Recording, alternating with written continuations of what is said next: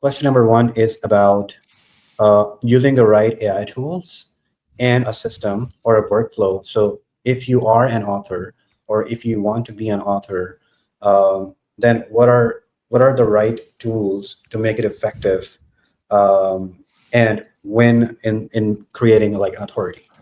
Yeah. So in terms of AI, we use ChatGPT and Claude, right? ChatGPT for more brainstorming and more like light editing. Once again, we don't get like original content from it, but we share our content and we get feedback from it.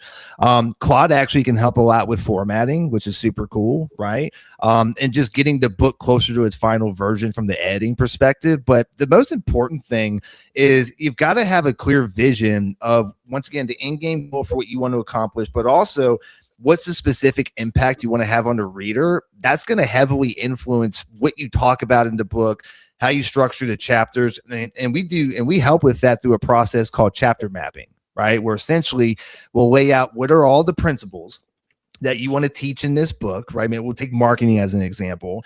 And as we lay out those principles, then we go, cool, what stories best align with those principles to demonstrate they're obviously entertaining as well. And then once you have that formula of like, great, I've got my chapter story, I've got my principles. One, you can obviously write it yourself, old school, which, you know, there's some people that do that, and I admire them because I'm the opposite, as you know, Hamid. I get like panic attacks, like just thinking about doing that. What I leaned into that worked well for me, which most of our people do as well, is the audio recording method.